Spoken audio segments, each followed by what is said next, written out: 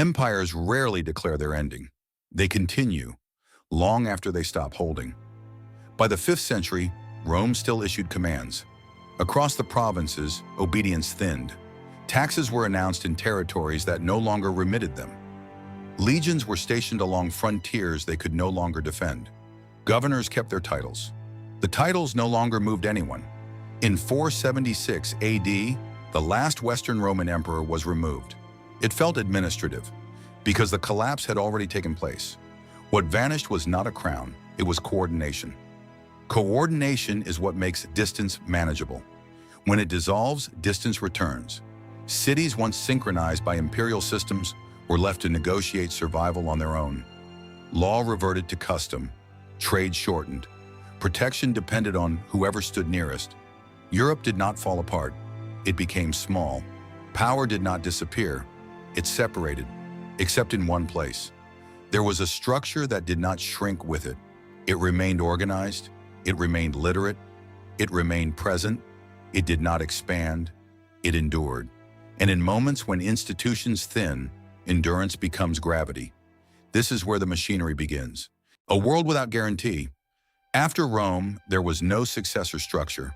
There were rulers, but no framework. Visigoths in Spain, Franks in Gaul, Ostrogoths in Italy, Anglo-Saxons in Britain.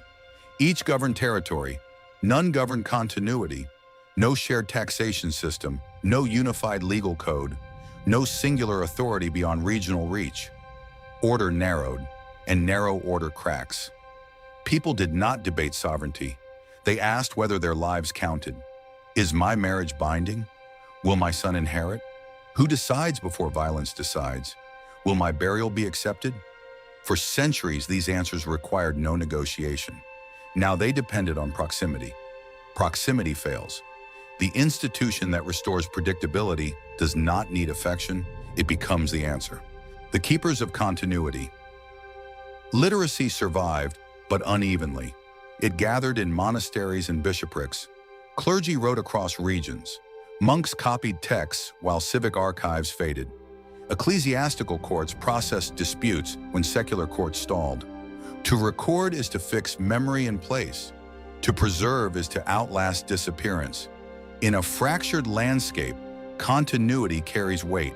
The church did not declare authority, it performed function, repeatedly, quietly. Over time, reliability stops looking like effort. It looks like order. Eternity regulated. Administrative continuity secures the present. Salvation secures the future. The sacraments were not symbolic gestures. They were thresholds. Baptism admitted, marriage bound, burial concluded. Excommunication did not silence disagreement. It removed belonging.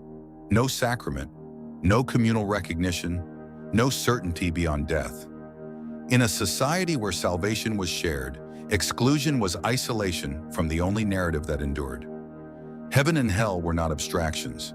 They were destinations accessed through structure. The church did not invent eternity, it managed entry. And entry once managed, alters behavior without spectacle. Sword and altar. Conquest secures land. It does not secure memory. A king can compel obedience. He cannot compel belief. Belief required sanction. Coronations unfolded before altars. Oaths were sworn within sacred space. Authority framed as divinely endorsed. This was not ceremony, it was reinforcement. The sword enforced, the altar justified. A ruler without ecclesiastical recognition governed briefly. A ruler with it governed within permanence. They did not merge, they stabilize. Stability repeated long enough stops feeling imposed. It feels natural. Land and leverage. Spiritual authority acquired material foundation. Tithes formalized obligation. Estates accumulated under ecclesiastical administration. Monasteries organized production and surplus. By the early medieval period, the church ranked among the largest landholders in Europe. Land reduces exposure. Exposure determines negotiation. Faith acquired independence. Economically, the machinery gained mass. Defining the edge. Shared belief requires limits. Councils narrowed doctrine. Creeds clarified interpretation. Deviation acquired consequence.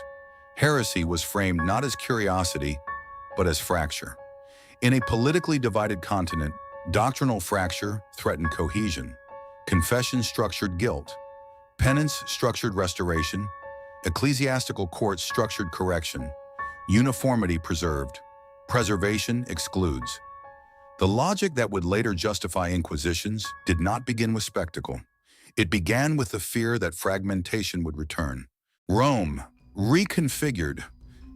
The city that once ruled by legion now ruled by letter. The Bishop of Rome asserted primacy gradually, through arbitration, historical continuity, and communication networks that outlasted kingdoms. Papal letters crossed borders, armies could not. Rulers appealed upward. Authority transcended geography. Rome no longer commanded soldiers. It coordinated legitimacy, continuity, sacrament, recognition, territory, doctrine, central direction, an empire without conquest, a structure that did not retreat. This is the machinery of the Catholic Church, and this is its first movement. What survives? The Church did not replace Rome through spectacle. It replaced Rome through function. Where bureaucracy dissolved, it recorded. Where kingdoms fractured, it mediated. Where law scattered, it standardized. It endured. Endurance, repeated across generations, stops looking temporary. It looks inevitable. Rome lost coordination. The Church did not. And when one structure becomes the only reliable center, dissent does not feel rebellious. It feels reckless. Next, the machinery of the Catholic Church, controlling salvation. This has been the lost past. Stay here.